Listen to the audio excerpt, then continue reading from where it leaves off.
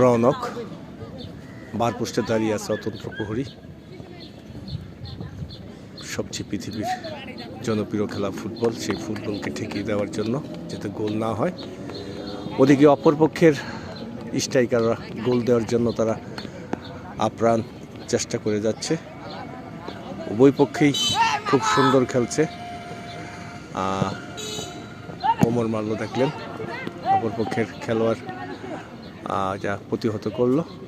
তো যাই হোক, এই শৈশবের বা কৈশোরের এই পরন্ত বিকালের খেলাটা আমরাও একটা সময় উপভোগ করছি, সেটা এখন মিস করি ওদের খেলা দেখলে। তবে গোল পোস্টের কাছাকাছি চলে আসছিল বল, কিন্তু না। তো আসলে সেই সময়টার কথা মনে পড়লে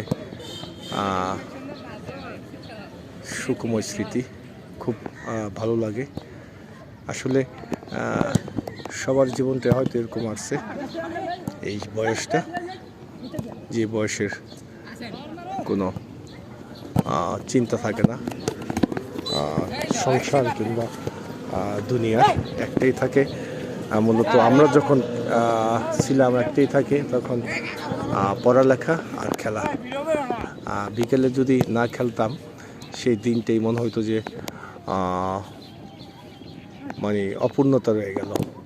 তো যাই হোক, খেলাধুলার মধ্যে থাকলে স্বাস্থ্য ভালো থাকে, মন ভালো থাকে।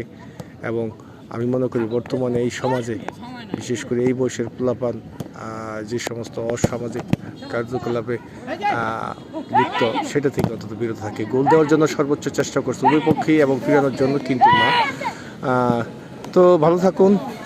আমি মনে করি প্রত্যেকটা এলাকায় এরকম মাঠ থাকা প্রয়োজন, এবং সেই মাঠে এই বয়সের, উঠতি বয়সের বা আগামী ভবিষ্যৎরা যদি এই ফুটবল খেলা বা যে ক্রিকেট খেলার মধ্যে মত্ত থাকে, তাহলে আমি মনে করি ওদের ব্রেনটাও শার্প থাকবে, ভালো কাজের মধ্যেও উৎসাহিত পাবে। তো সবাই ভালো থাকুন, সুস্থ থাকুন। সবাইকে আগামী দিনের সুস্থতার সফলতা কামনা করে, দীর্ঘায়ু কামনা করে বিদায় নিচ্ছি। আসসালামু আলাইকুম ওয়া রাহমাতুল্লাহি ওয়া বারাকাতুহু।